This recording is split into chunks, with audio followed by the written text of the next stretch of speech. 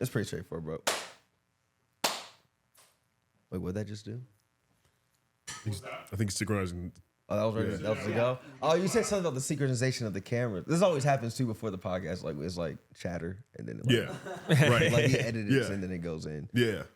Yo, what's up, everybody? It's Ryan. And Dalmar. We are back with another episode of Cxmmentary. Got a good friend with us. Yes, sir. Our boy Seth. What's up, bro? Yo, what's good, y'all? Welcome, Glad to be welcome here. to the set. Welcome. Appreciate it. Yeah. I love this. It's, first it's off, nice in here. We appreciate the last minute response.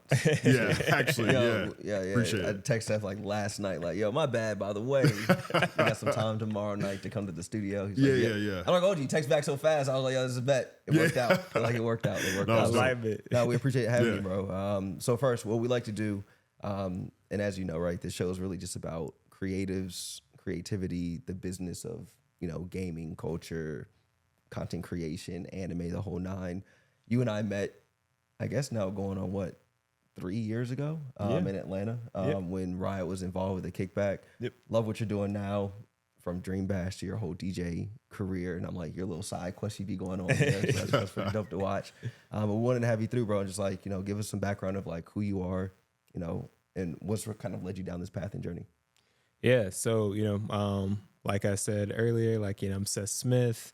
I'm a game designer, DJ, curator, and I founded DreamBash World and Hello World. So like DreamBash is the cosplay community for the culture. Just like we were out in LA with a lot of my homies, and we just realized that we were always going to where I'm from, Houston, Texas, represent. But, we're always going to Texas. We're always going to Atlanta. We're always going to New York. We're always going to different places for that Black diverse gaming community.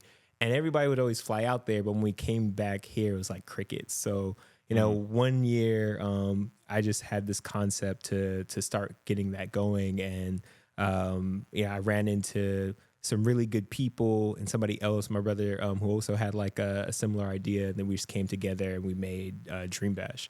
So that's what I've been working on now, and just growing and scaling that.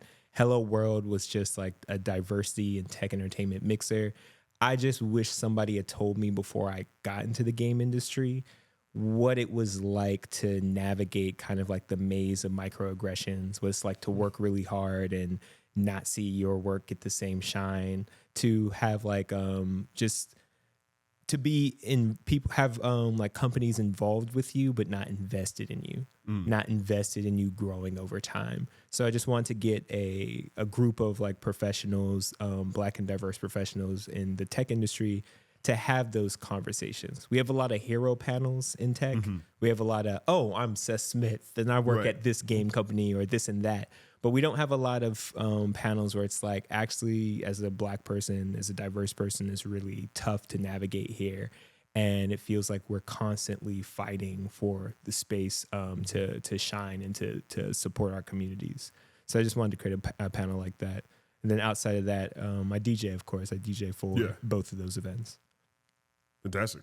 It seems like everything else now at this point. He's putting everywhere. But no, like really quick though, you said game design and development, right? But we got to go back, because what a lot of people ask us is like, how do I get into game design? So I'm curious, like, did this start when you were young? Did you tap in when you were like in college? Like, just give us like some context, like what led you to want to become a game designer and developer? Yeah, me, I don't know like the exact moment. I wanted to be a game designer since I was 5. The earliest memory I have is playing like Mario 3 on NES with like my parents. Okay. Like, I just dated myself real quick. but it was just a really, fun game. But I think the moment I decided I wanted to become a game designer was I looked up Shigeru Miyamoto's name on the end credits of Super Mario Land 1. And I just noticed how the fireballs in that one, because I used to play old school Mario 1 like in the arcade, but I noticed the fireballs would bounce and destroy bricks in that one. And that was like something that was like, oh, like this is different. So I started coming up with my own unique patterns. So I've wanted to do this for a very long time. And my advice, I would say to anyone, because there's way more tools nowadays, is to just start making games. For me, like it came from a place of I just really couldn't afford games growing up. So it's like I would get, but it was still more than a lot of people, and I recognize like that sacrifice and that blessing. But you know, I remember when Pokemon cards dropped. You know, my mom was like, "This is like, you know, $14 for 11 cards. Like I can get you 52 for 99 cents." And it was just like, you know, it made me appreciate like the value there. I was like, you know what, like that is a fair point. So I just like, you know, she got me some index cards. I started making my own Pokemon cards. And then my friends actually liked mine like a lot better. So that's when I was like, oh, you know, I could probably do this. This could be, you know, something that I'm passionate about. But like the number one advice I would say I'd have for anybody who wants to enter games is to distinguish between looking at games as a player versus a creator. This is in all mediums. This is music, this is film, this is everything. You have to like not just say, oh, I like this particular game, but here's how it works. A good example, like for music, you know, it's a bit broader, is like, you know, I also say this like as a DJ and person who like is working on music and like raps and likes to, you know, create instrumentals. When you're looking at music, you're going to say, oh, this is the key signature. This is like the BPM. Like this is like the sample they use. Like somebody who wants to make music is like, oh yeah, no, they got that sample from like the Temptations or da-da-da-da. They understand that. In the same way, when you have your favorite game and you have your favorite mechanics, if you tell me you love fighting games, like go into the history, like go into like the first fighting game, like look that stuff up, understand like, you know, hitboxes, hurt boxes, understand like how network code works. Like how is this game able to, you know, be played online? Don't just simply say like, oh, I want to make this game because it's fun, or I want to watch this movie because it's cool. People who want to be in film, they'll see a Ryan Coogler film. They'll be like, oh, they did a wide shot here. They're using this type of lens. Here's how you light this scene.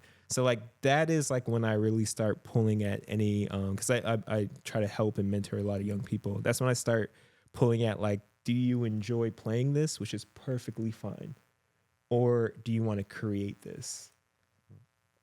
Yeah, I mean that makes a ton of sense. I was actually watching Maximilian Dude last night, and him watching Marvel Tokon, right, and then talking about, or even TXK as well, just like, oh, this is this type of move, right? And for me, like I've never really played fighting games that much. I can't tell that this is a certain type of thing, right? But anytime he sees a thing, he can call it out, oh, this is this mechanic, right?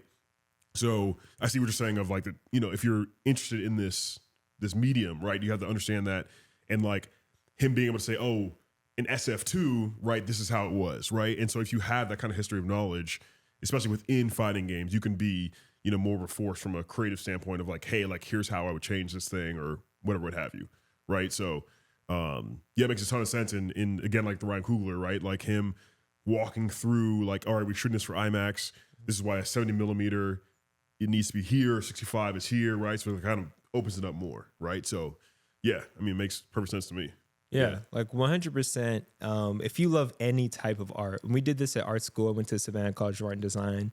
Like the fine art teachers would say like, hey, pick a particular artist, like, you know, a Rembrandt, Da Vinci, whomever you do, and then try to recreate this. So if you do really love something and you have like a favorite flow, a favorite cadence, or favorite type of game, take like the smallest thing that you appreciate and just try to recreate that.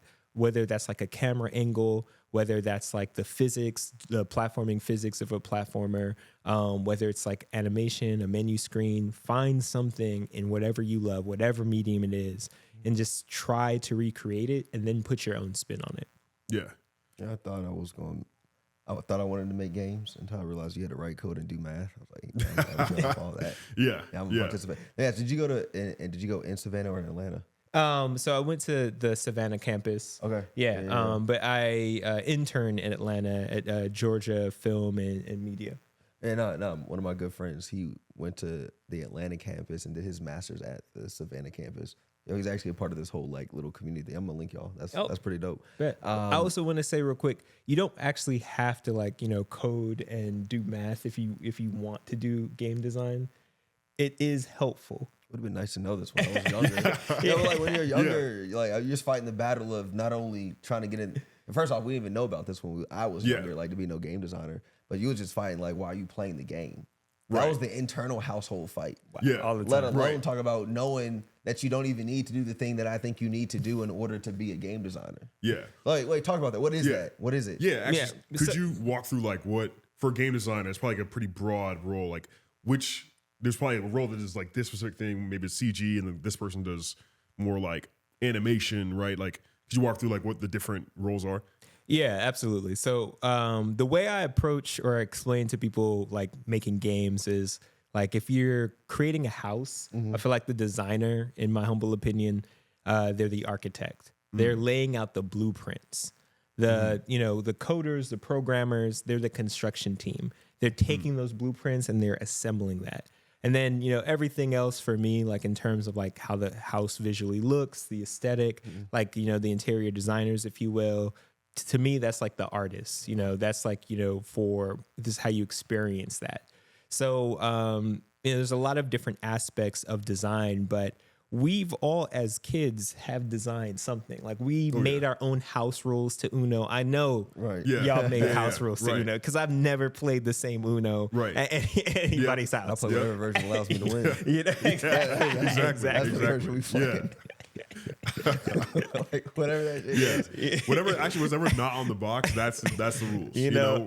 Yeah. To so much where we have confidence when Uno is like screaming at us what the rules are on Yeah, Twitter. it's We like, like, no, that's not the rules. I You don't don't know the Uno. rules. Like I don't. Right. Yeah. I'm not sure. So that's effectively to me a form of game design. It's that relationship between interactions, experience, and like you facilitating that via goals, expectations, and boundaries. That's to me like when we start thinking about rules, and we know that too. Like whenever you're like hooping with somebody, and it's like, hey, like is it make it, take it? Is it like you got to win by 2 if you're, is it like, first, are we playing to 21? Like those different things have different dynamics. Are we calling foul? Sometimes we used to play like no blood, no foul, which is wild. Yeah. As So an I don't know if adult, I've ever done that one. I'm like that was crazy, Right. but thinking about those rules and how they impact that experience, that's what we do. So, I think that's an understanding of more from empathy. It's understanding of empathy, and it's understanding how people feel and how they understand and receive information. Like your mechanic is like, here's your out of bounds line. That's your mechanic. Your dynamic is how we understand people respond to those mechanics. Because it's the out of bounds line, I'm going to dribble more carefully when I'm near it because I don't want the ball to go over bounds. Right. Or I see they're at the line, so I'm going to apply some defensive pressure because they have less room to escape. They're, metaphorically against the ropes. How you respond to those rules, that's your dynamics. And then your aesthetic is the feeling or the overall through line or gestalt on what the game is about, whether the system, if it's not a game, if it's just an experiential system, what it's about, how it's supposed to make you feel, how you're supposed to win. In team-based games, you could say like this is a game where it's about teamwork. That's the aesthetic of it. You could say in horror games, like the aesthetic is not just visual, but the aesthetic may be like obviously having courage to face your fears. Maybe like the game designer is making a game where it's like you can get overwhelmed and scared, but as soon as you flash a light on any of the monsters, like your character gets more courageous, and like that is like the gestalt of solving it. Maybe it's a timing game, like a lot of platformers is very much about timing, but your aesthetic is that one thing that's like, this should hold true in almost every facet of the game. You should be able to say like, you should be able to make a case that the game is about this. And we're like, yeah, this is a game that's about intensity. This is a game that's about communication. This is a game that's about bluffing. That's like kind of what, like how we use the MDA model to approach game design. So math is good, but math would be great for games that really require that. If you're doing like RPG systems or Sims, coding is awesome. Like, please learn how to code if like that is something you're passionate about, but don't let those things be a deterrent, because what will just happen is you'll end up making special games that no one else could make with your skill set. Right. An engineer is going to make very different games than like a painter, but both of those games are valid and need to be made. I know engineers who are DJs and they're very you know, their cue points, everything, their transitions are very clean and mechanical. And I know people who kind of just like, you know, more vibe with it. They're more painters and you see that come across in their music. So like your background knowledge is valid and you don't necessarily need these particular disciplines if you can find a way to set up rules and intentionally navigate people towards an aesthetic. Like, hey, I want you to feel this when you play this game. Here are the mechanics and here are the dynamics that all connect to you feeling this way. Yeah, it's crazy that you say that because it's like I feel like you just broke down my emotional process of like on Tuesday afternoon, I prefer to play Halo because I'm in a more of competitive mood. Like I know if I'm in a complete like isolation mood, I'm gonna hop on Battlefield because I don't have no one to play and the play style is so open. But and I have a question, like inside of a gaming company, because like I'll be real with you, like I never really got into like RPGs. Me and Dalmar talk about this all the time. Like I'm like sports and FPS; those are like my categories. Where within a game company, so like from like a game mode standpoint, right? So like we're past the dynamic and like the mechanic part of it. It's the alignment of like team deathmatch versus hard point. Like how does, I guess, so like are you building dynamic and mechanic elements like per game mode, or like how does the game mode creation like like the actual modes impact the development as you're thinking of like in the process of building the game? Because it's like I guess let's say it differently. It's like, all right, cool. Here are the mechanics and dynamics. Like, are you building the multiplayer modes in parallel with the mechanics and dynamics, or do the mechanics and like does that come to completion and like, all right, cool. Here's essentially like how our game moves. And now we're going to create these multiplayer modes that fit this style of the game. Like, I'm just curious, like, how do we land on a hard point in a death match? And like, it just works in all these different titles. But to your point, it's just like, from an action standpoint, everything moves differently.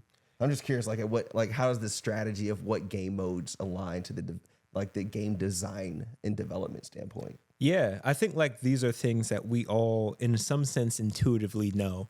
I think like sometimes we have like code and we have like, you know, like you said, like the illusion of barriers for understanding these things. But I'm going to use an analogy of like, you know, basketball. Like, you know, we understand like NBA basketball, at least in that form, to be very much like it's 5v5. It's about like, you know, team-based coordination and work. Right. But then you could argue 1v1 is its own mode. Correct. So is 3v3, right? Yep. You could argue pig, horse. You could argue like all these other offshoots. If this was like, if basketball was never like that live action sport and the first time you played basketball and the only time basketball existed was in this video game context, it would be that sort of extension. And that's because like you have like this this overall aesthetic about, hey, like we want to see if you are able to balance like, you know, manipulating this ball in this particular space and the tension between me like manipulating this ball to get in the hoop. So like that's the goal. And whether you're just like shooting hoops for yourself or you're doing like a 3-point shot contest and it's really just like how many points you can put up versus you, whether like they put like it's PvP, you know, and you're going 1v1 or 5v5, like you already intuitively said in that question, the core mechanisms are still there, right? You have like dribbling, manipulating the ball. You have like the range and value of like that shot. And then you have like the distance of the hoop. And then you have like shooting and you have a variety of different forms to do that. Right. So to answer your question, each of those modes is going to showcase a different skill, require different tension, and by definition have a different aesthetic. You know, it's crazy. Like even as you explain it, mentally, I get it for sports because those are basically just replications of like a real life element. I think I'm like, yo, what is the real life example that someone knew that hard point would work in Call of Duty? Like, how do we know that like the game modes in League make sense? Like, I think that's like, because like those are just like complete, and that's where I'm like, I'm even more impressed now with the development process. Yeah, so I'm like, not only are you building the game, like y'all are thinking of like these competitive structures that also make sense in these different like aesthetic or like mechanical formats. But like when you say like for hoops, I'm like, yeah, that makes sense. Cause I'm like, yeah, 1-on-1, I get it. 3v3, cause like there's a real life piece to it. I was like, bro, I never heard anyone explain game dev like you have before just now. So like, I mean, like I'm even like just thinking about it differently myself. Yeah, no, 100%. Cause the 3v3 resonates with me too, because I was literally just playing the other week, and there was this kid who's playing, and like he literally just would not start dribbling the ball, right? Because he has so much space, and I'm chasing him across the whole court, right? And normally, so it gets to the basket, I may like, think they're gonna fake one time, the next one's gonna be the shot, right? He can fake 6 times, right? Still dribbling, right? Because there's no other bodies around to stop him, right? Whereas that wouldn't work as well in a 5v5 where you could close in the paint, you gotta, pass to somebody else, right? So that makes a ton of sense. And yet, to me, it is impressive because in a real life standpoint, right, you have the like real life parameters, right?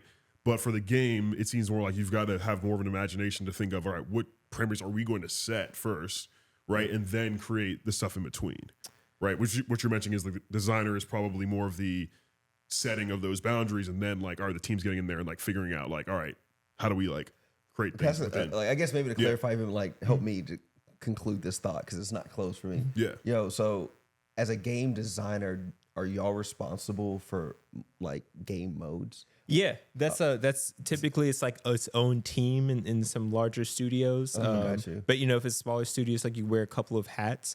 Like you basically say like, hey, this is like the core tension here. Like at the end of the day, this is a game like that's about like accuracy. It's about finesse. It's about like control, and it's about a lot of stamina. So, like that's kind of like what you're dealing with. It's like, how much control do you have over the ball? How much control do you have over your body? And like, do you have accuracy? You need accuracy for passing. You need accuracy for really to handle for ball handling. You need accuracy as well for shooting. And like, that's like a big component of that. And then once you have that, there's these sub skills. And this is why I actually do really love like basketball. I fell in love with basketball like maybe a bit later in my life. I also really loved like soccer, football. Welcome to the club, call it. We're glad to have Wait, you. did you just change soccer to football? I go back and forth. I change it like based on who I'm talking to. I'm not one of those people who's like about to fight though. Some people be like, don't call it football, we'll call it soccer. And I'm like, look, you know what I mean? Like, the ball, the checkered ball, it's white and black. It's like when they roam. But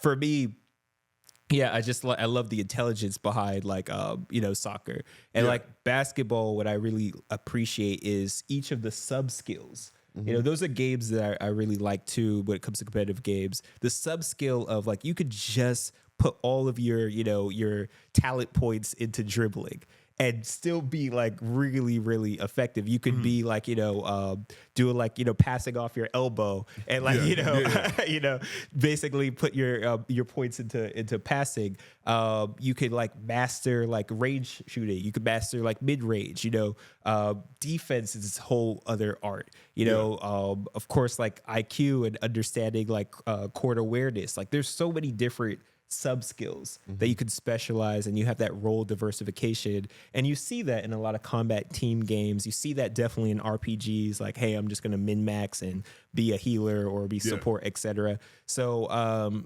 once you have like your core that has a lot of tension, to revitalize a game and to make sure that you have a reason to return and keep engaging, you can create these offshoot modes that strategically can help you develop these sub skills. Like we're going to do a 3-point contest. Obviously that helps you develop your 3-point shot. And then you could use that in the larger 5v5 game. You know what I mean? Like you have like 1v1. Okay. So ISO.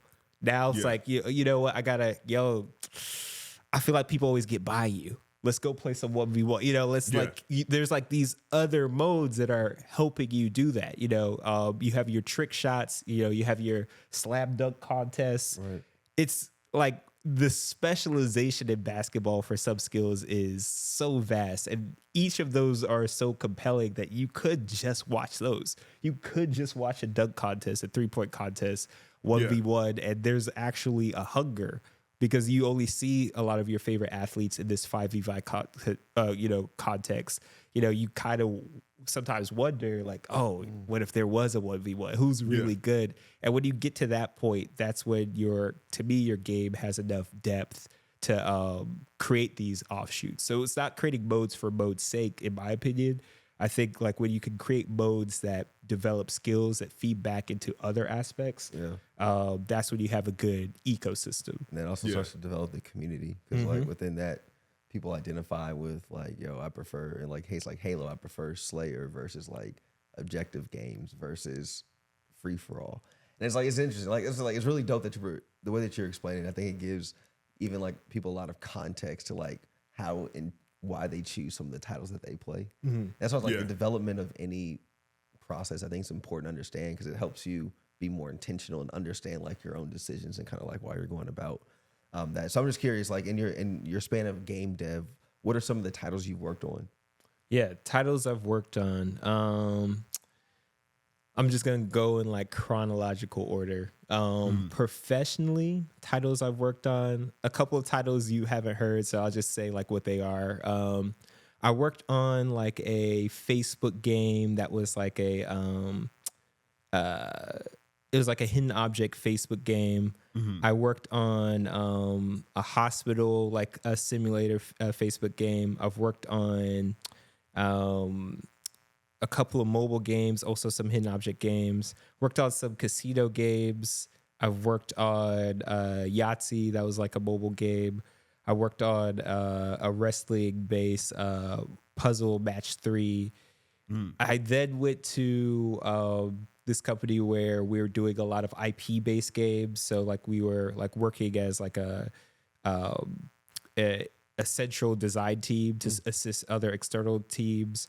But, we worked on some match 3s there. We worked on, also worked on like an AR collector, like a AR monster battler. And worked on some team-based first-person shooters. Yeah. Yep. Okay. Go back a little bit to what you were saying before, and like kind of like us creating these modes. Does a game need to have like a great starting point for like a first-time player? So, for example, I played League since 2012, and at that point in time, there was less characters, and jumping into a game, it seemed probably a lot easier to get into, right? Now, whenever I tell people, hey, you try League of Legends, right? Like, I assume it's the same. It's like, there's so much. It's not happening. Exactly, right? There's so many characters, so much to learn, right? And you have ARAM now, right? That kind of community started and obviously got developed into a mode. But it does seem like a game that doesn't really have the greatest starting point for like someone new, right? So do you feel as that's a core part of a game, is like new players, it's easier to kind of step into it, and then you're scaling up to like your most hardcore and they're still having fun, 10,000 hours in? Yeah, I think each game is gonna like have a different, what like I call like path to mastery. And some games are just gonna have a different journey with like the onboarding. I do think some games probably require a Sherpa. Yeah, some games require somebody to like pull you across. Right. Yeah. And, I think like tabletop role-playing games, I think, are a good example of that. Yeah. I think if you haven't played like Dungeons and Dragons, and of course anybody can like pick it up and go forth and start, but it's a lot easier if you have like a Sherpa to like guide you through that. So I think depending on the type of game, that's going to be like more on the developer's intent. If the developer is going really saying, hey, the foundation of this game is people who are deep in this genre and really understand, they're in the woods here, then like, there's not going to be as much onboarding. I think the same way with film and music. There's some movies that like require you to have watched 10 years of movies to really catch up, and they're catering to just a different audience at this point. They may create like these little access points where you can skip some of this stuff, but not really if you want the full experience. So I think like the double-edged sword of having a game that has like longevity and depth is over time, you can it kind of becomes harder to catch up. Yeah. I watch certain animes that are 1,000 episodes long, and they also suffer like that sort of same thing. And like what they try to do is make like those movies that kind of recap and condense. So I'm gonna say like it is a design challenge if you have something that is deep and long and like expansive and complicated, and you want to get a new audience. You would probably then also build in those offshoots. You would then like challenge your design team to say, hey, how can we make this accessible? And that's usually involves creating maybe a meta that like doesn't necessarily require you to fully understand everything. Or that's what we call planned obsolescence. Like, hey, these cards are now no longer functional in this tournament level. Right. Or it's just really investing heavily in really good tutorialization and reaching out to the influencers in your community to help create this content of, how you should play. Like you were just referencing at the beginning, you're watching some YouTubers and they're like, hey, here's how you're playing this. So it's a combination of crowdsourcing the work, making good tutorialization, and planned obsolescence are ways devs would approach that. Yeah, I mean, that makes total sense. I'm thinking back to like 2012 starting League, watching Season 2 World Finals, and then starting to watch the NA players stream, right? And they became essentially, to me, like free marketing for Riot, right? Of like, hey, we can watch this person, they're entertaining, but also I'm learning the game as I'm watching them, right? So they became my Sherpas, right? To like get started. And then I kind of took that on to other friends who were interested, Sherpa them a little bit, and then I'd be like, oh, hey, you should go watch Tyler 1, right? And then all of a sudden, like, my friends hit me up like, oh, did you catch a Tyler 1 clip from this day or whatever day, right? And then I can see next time I play with him, like his skill has gone up tremendously, right? So it makes, total sense that like these influencers are part of this ecosystem of like, taking someone from, the starting point probably up until, if we use League as an example, like someone who's a co-streamer who's watching the top tier players play, breaking down the games, right? Or your challenger player that's, talking about like these high level concepts of how to win at this level, right? So, yeah. I've been telling Dalmar, bro, we're on Revolt, talking about League all the time. Bro. We're gonna be talking about 2K, bro. But I mean, real with you, it's the same thing that happened. I remember why I stopped playing 2K. Nothing that 2K did wrong, but what my opinion, what was wrong is they added a layup meter. Like, so as someone that's been playing 2K your whole life, you never had a time of layup. Now it's like this extra degree of difficulty of like time and dunks and layups where I don't have time. Yeah. And then honestly, that honestly probably should be the easiest 2 shots in the game. Yeah, so like now it's like why? So it's interesting as we're talking about this development process, right? Yeah. So it's like from a dev standpoint, why already make a game that has challenges and creates a lot of that almost flew my eye. That was crazy. It's like why make the process harder? I get a game making games different and adding like different nuance, but I was like, that's something that actually just. This fly won't leave me alone just now. It's crazy. I keep saying it too. Bro. It's crazy. I think it's gone. Yo, Leighton, you got to edit all this out. That reminds me. Fly sponsored by 2K fans. Yeah, exactly. Yeah, I heard it. It was like, no. Just send money in the stream for the flag event. I just got to say, I was at a wedding this past weekend up in Alaska, and the officiant, he's a hilarious dude, but there's this bee that's flying around everything, right? So like in the middle of his thing is like, that's a large bee. Right, and like everyone's like cracking up, but that's just reminded me of that. Yo, matter of fact, go on Instagram and type in Alaska. That's my homie. Wait, exactly, bro. No, just do this shit right now. I'm not even joking. All right, let me see. Like, I meant to tell when Dalmar said he's going to Alaska. I was like, that's my homie. Just go on Instagram and type in it. All right, let's see. Just do this. Shout out my boy David. I go through my time limit. What do you mean your time limit? What does this mean? I put a time limit on my social media every day. We jump around on topic. But thank you for all the insight to the game. Okay. It's like while we're on, I'm just like, the insight was phenomenal. For those. Yeah, I see him. Yeah, that's dope. I was like, bro, who did you finesse to get Alaska? Right. Bro, like that's crazy. Like he owns that. That's his domain. Right. David. But I was gonna say no. So like that is really dope. So again, that's how we met, right? Formerly we were doing the kickback.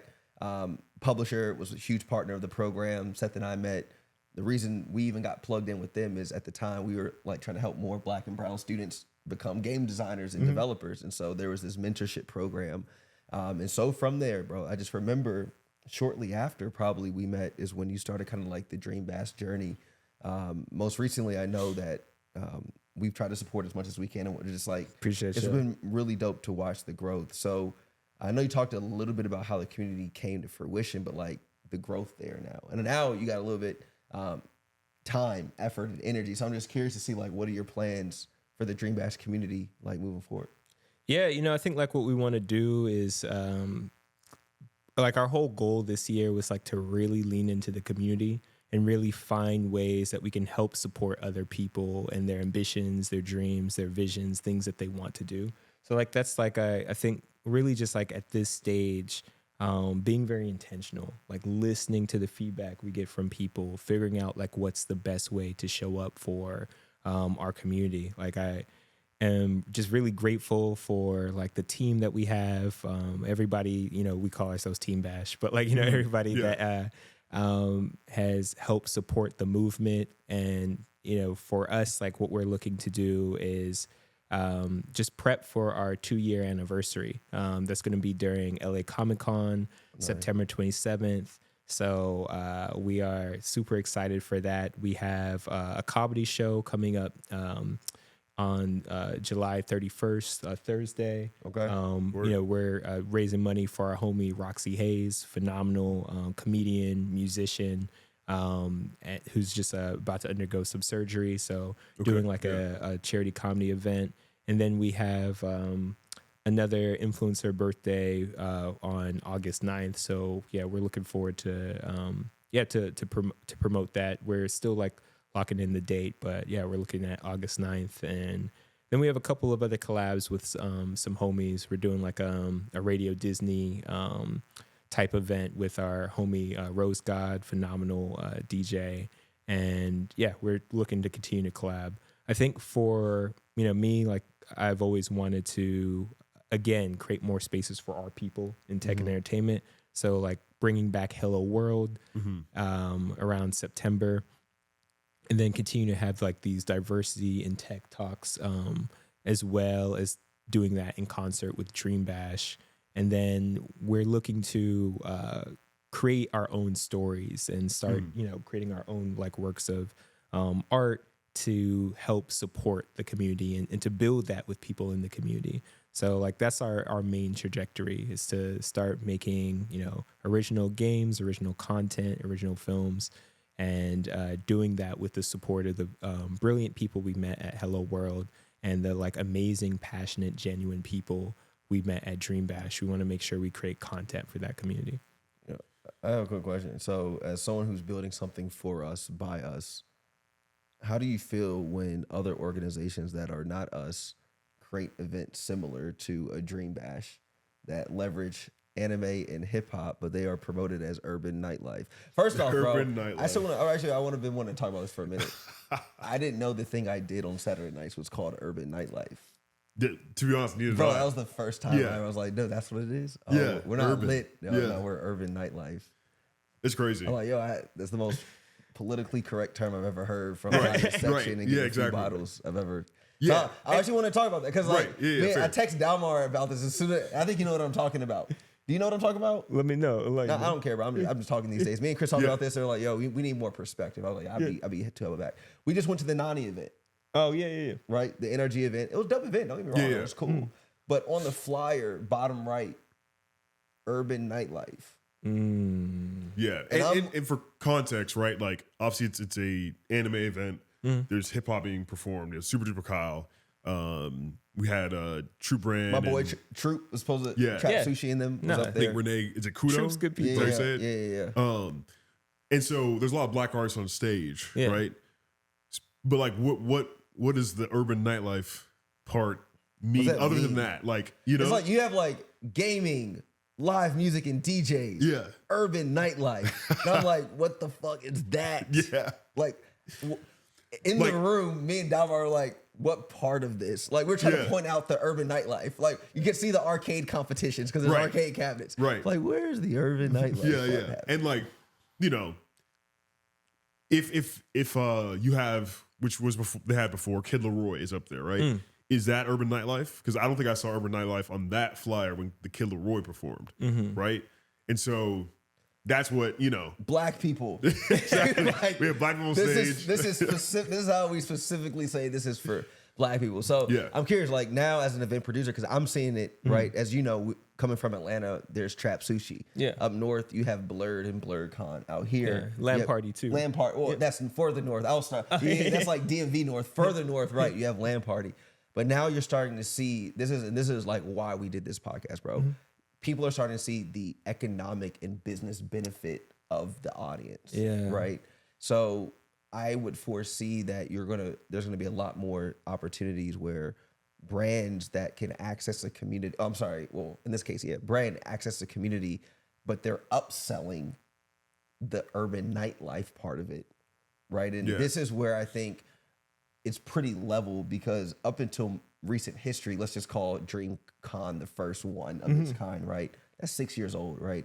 All these other institutions are decades old, 100-year old. But now that we can actually look at this from a level playing field, or like, yo, is this something that we contribute to, or is this something that we gatekeep, right? Because what made that event urban nightlife was Kyle and Troop. Yeah. Right. That is it. And so where I'm just like, not to call them out specifically in this, but I'm like, in these scenarios, based on what we now know from the last 50 years of hip hop and record labels, right? Do we say, nah, we're good? Or how do we create it to the point where it's not as obvious as like, yo, y'all are literally just selling black culture for $1? Because the thing is, when we don't market ourselves as the it's just who we are. So that's really the underlying question, is like, are we going to repeat the same cycle that we know to be history? Or do we kind of like find a unique opportunity to figure out how to flip this thing on its head? Yeah, I mean, to me personally, I just feel we won't make those same mistakes.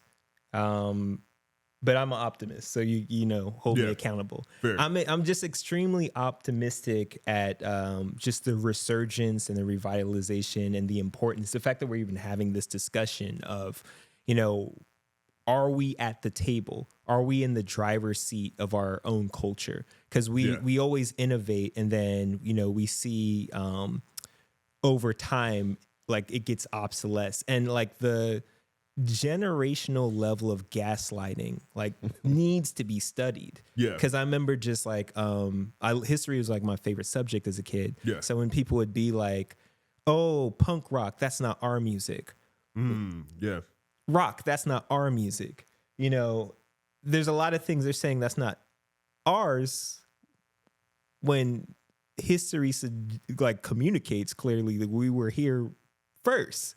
So it's like, it's very hard for things to not be ours. And like, you know, our contributions to those music scenes like has slowly been like washed out. So I think there's a resurgence in awareness of that. I think people understand like, oh, like black people made house. I think they understand rock and roll, blues, like black people, you know, pioneered and made that as well. I think we understand black people made country. And I think with like that enlightenment and that like level of knowledge, we do hold the spaces that we curate a lot closer to our chests. And I see that around LA especially. There's so many amazing, wonderful, Black-owned, Black-curated events that have been very patient and very particular and intentional about not only the discussions that they have, not only how they send out the message and invite people in the space, but who they partner with and why and where they curate those spaces. So I just feel like when I go to LA and I go to a lot of these Black-run events, I feel like I found my family. I feel like I've belonged. I don't get or understand any like negative critique about like meeting people in LA, because like I feel like I've met some of the most inspirational curators around here. And I think if you were to put them here And honestly, we should set that up. We should just get like, that's one of the panels I want to do for Hello World in September. It's called Solidarity Through Sound. Okay. And I've like identified 4 curators who I think value their brand and value their culture. Now, I think anytime you do hit something, you will have people who don't have the best intentions for that audience come and try to like make an imitation. And I think like for me, authenticity, like with wisdom, wins over time. So if you are keeping your community authentic, if your intentions are true, and authenticity comes from being accountable. Like, guys, we partner with this brand. Okay, here's what we learned. Okay, we did this at this venue. Here's what we learned. We brought in this artist. Here's what we learned. Here's like start, stop, and continue. Here's what we'll start doing from now on. Here's what we'll stop doing. And here's how we'll move forward.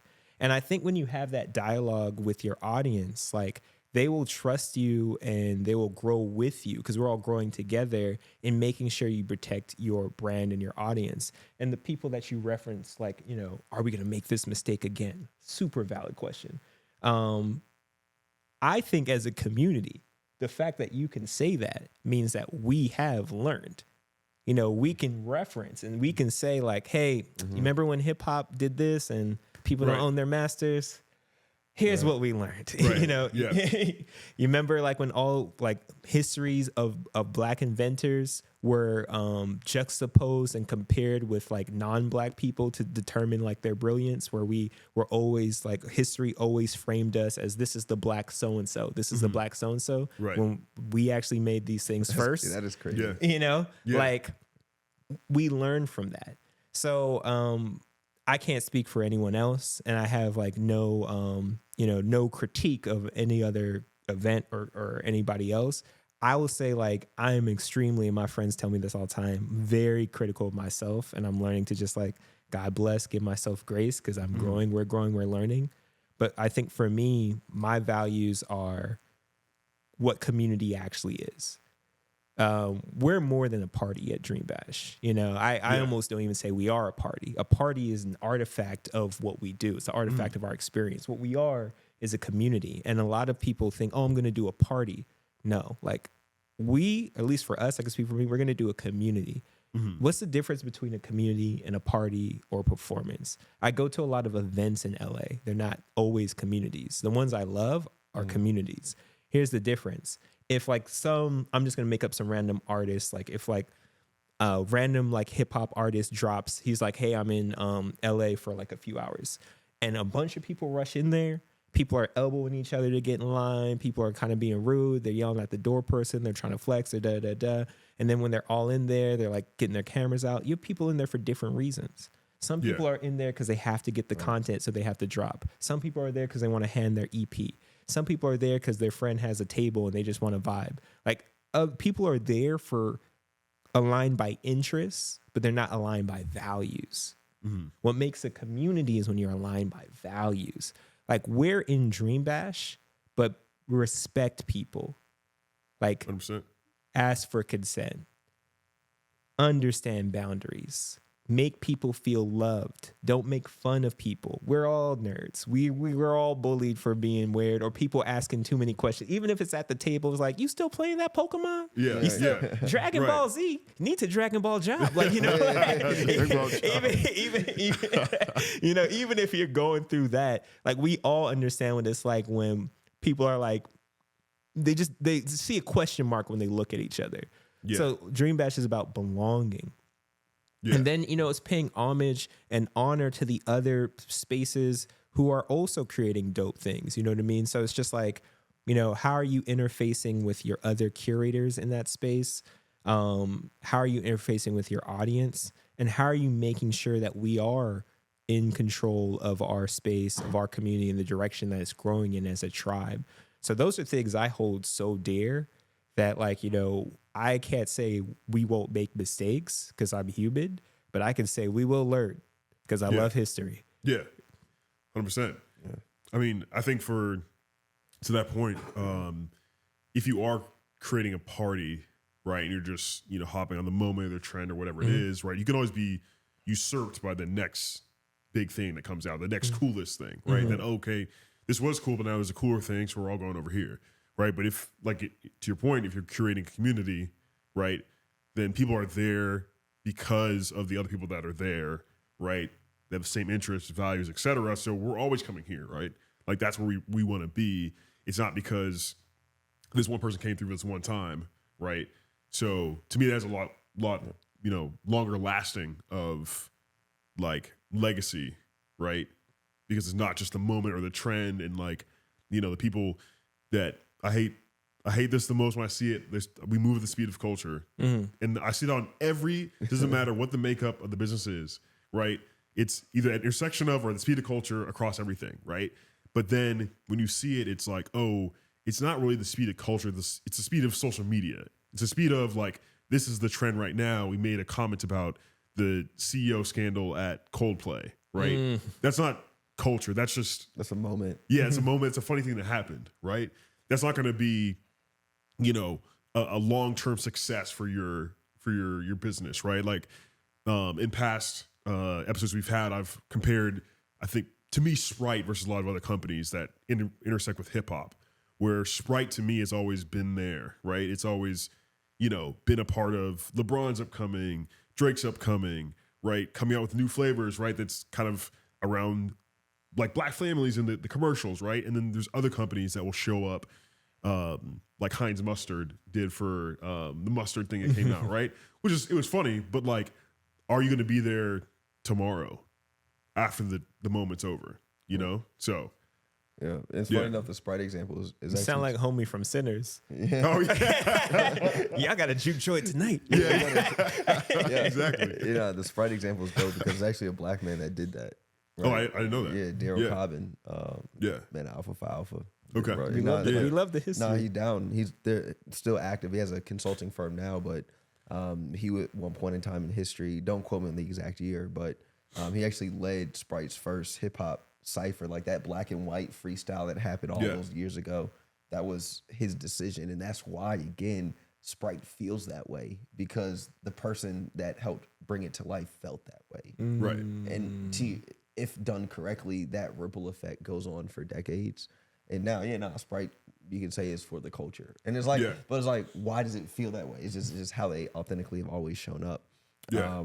But now, really quick, I want to ask you this. So you mentioned some of your upcoming events. I want you to repeat them though, because as we're kind of coming to the tail end of this, so y'all have something, comedy show, you said coming up? So we got Dream Laugh on July 31st.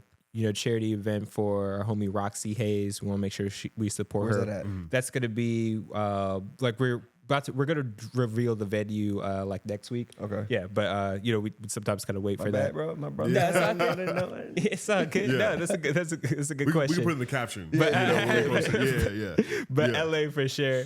And then we have another event coming up on August 9th. We're gonna do that rollout in a few weeks, and then we have Club Nostalgia, like Radio Disney era, with our homie Rose God.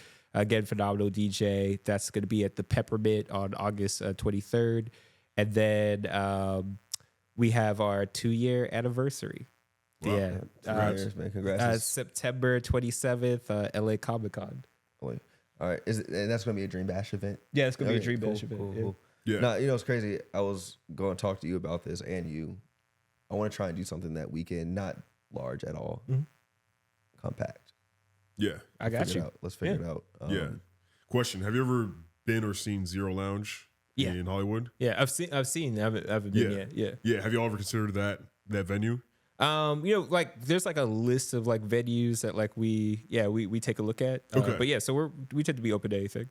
Yeah, I was just there recently and saw all the gaming feel. It was a kid's room in the 90s, the VHS tapes. You've got the game console there, so retro room. Yeah, it feels right in line with coming into an anime and gaming space.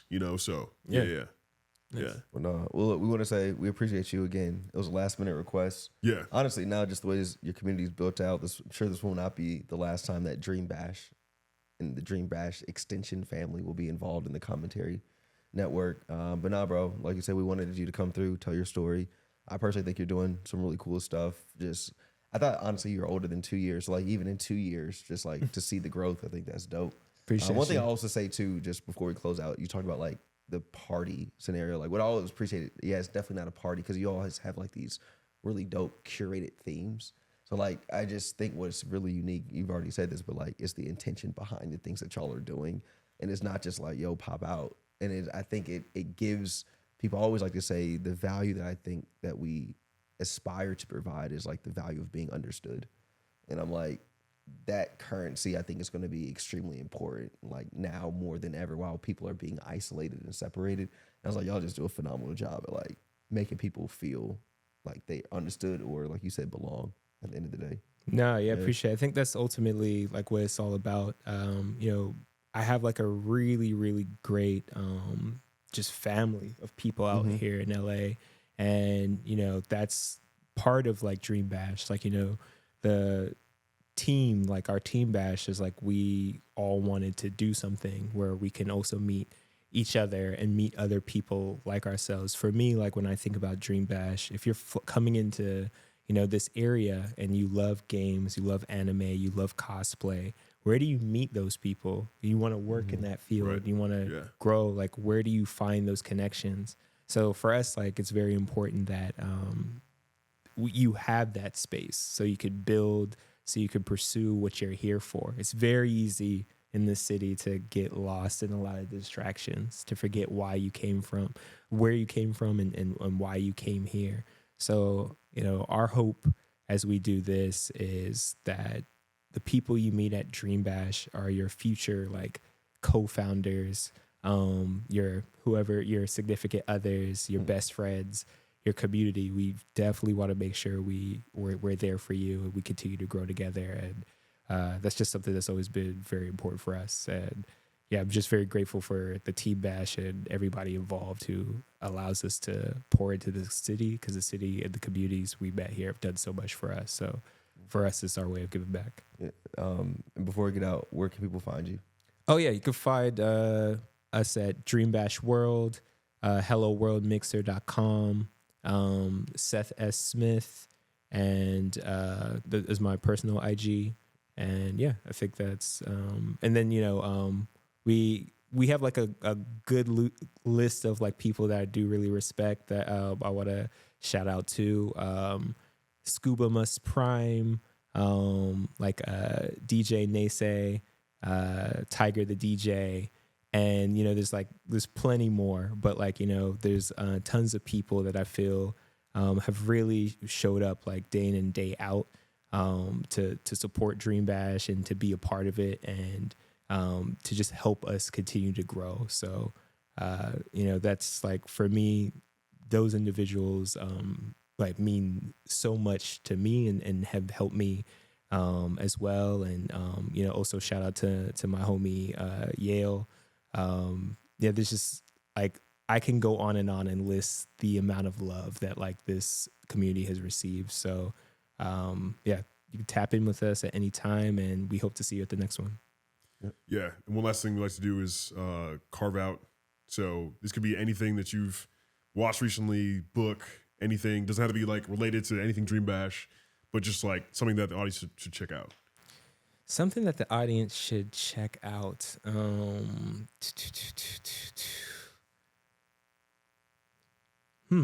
be a game you played recently, you know, any of it. I'm trying to think, like something that like I think is pretty useful. And also, it doesn't even have to be useful. It could just be like, this anything. is I mean, a I great can show. help you. Yeah. Yo, y'all go watch the Battlefield 6 official release trailer, bro. Yo, we're back. Yo, we're back. Yo, as soon as I saw that trailer, I knew. Bro, we're so back, bro. There you go. It don't got to be educational, bro. We already educated everyone. Right, yeah. We already did all the education. Bro, you found a new food spot you liked. Yeah. Like, just anything. Oh, okay. Got you. Yeah, I would say check out, there's an event that my homie does, Rabbit, called Outside. I'd definitely say tap in with Outside with Friends. That's like extremely dope event where like there's community, people just meet in the park and vibe. And then yeah, like I'd say like that's the one that comes to mind the most. Yeah, for sure. Yeah, honestly, mine's Alaska. If y'all haven't been, have y'all been to Alaska? Nah, No. I just know my boy. I've not. That's fair. I just know my boy in Alaska, bro. But nah, honestly, like to me, I haven't been to Hawaii yet, but I'd say Alaska's got to be like a top 2 state that we have.